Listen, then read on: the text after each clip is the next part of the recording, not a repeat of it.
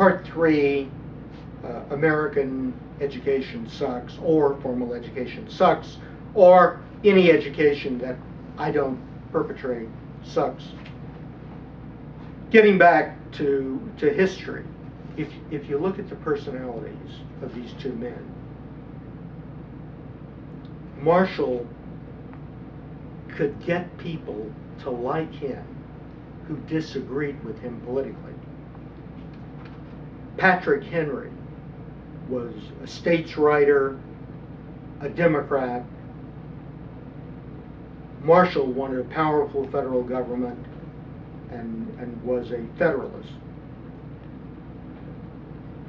But Patrick Henry liked John Marshall, and he disliked Thomas Jefferson. Thomas Jefferson was a states writer. Thomas Jefferson was in agreement politically with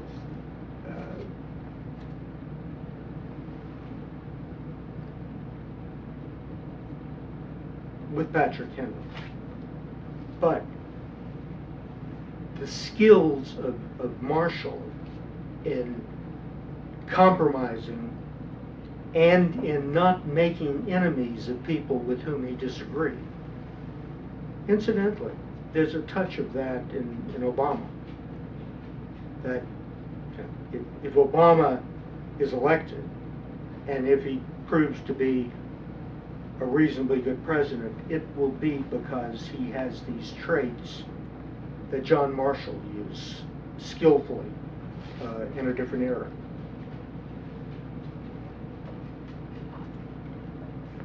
Jefferson had chronic migraine headaches, so that he frequently could not really operate. Jefferson was one of the great students of all time. Jefferson didn't need to go to school. He studied 13, 14 hours a day in his own library. In fact, probably enjoyed it because he didn't like people that much. And so what you have is a man who was a good student, taught himself mathematics, taught himself ancient languages on his own, self-instruction. And that's the way Marshall learned. And that's the way people learned in those days.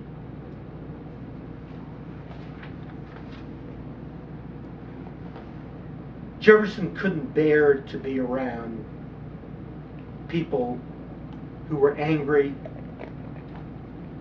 He couldn't tolerate being around anger, and he hated conflict. And when he would get into an occasional discussion with Marshall, he would refuse to argue, because his point was that Marshall will end up twisting his words until Marshall could get Jefferson to say it was raining outside when it was really a drought. And so he stayed away. They were political enemies, also cousins.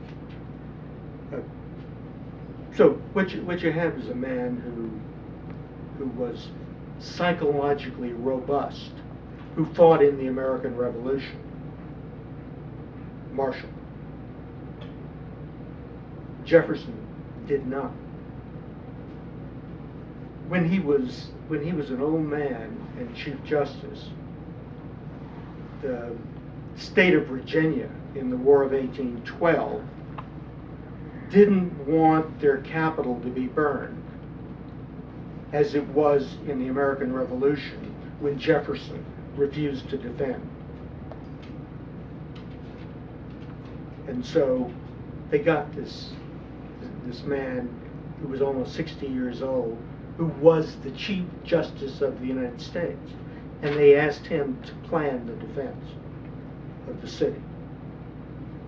And his conclusion was, we have no natural defenses. If we built a barrier, the British would come around it.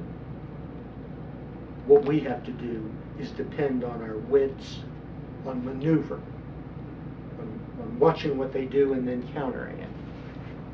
So you have a guy who had that kind of versatility. Um,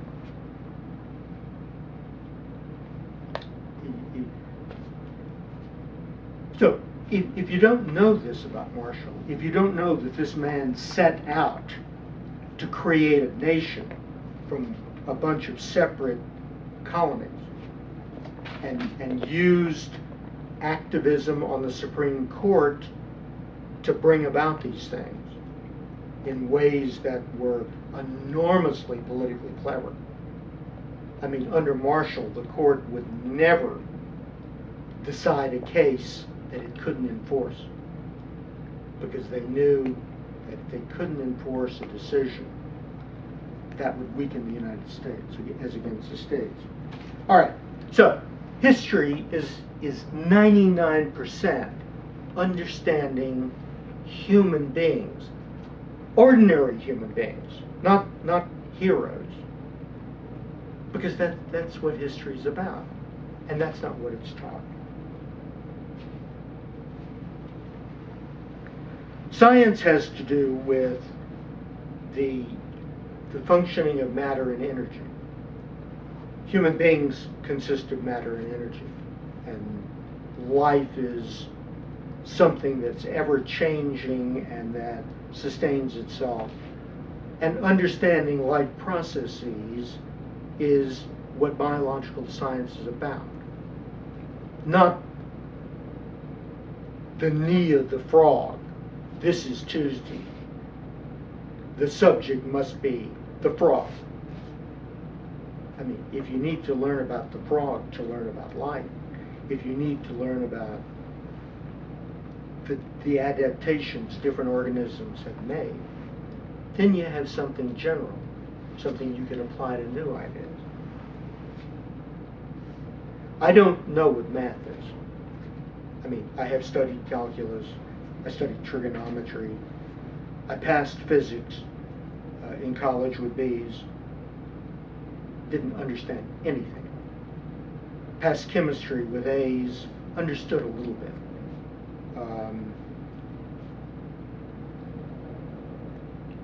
When I could solve the problems, basically, by using the math I knew, but I didn't know what the world was like.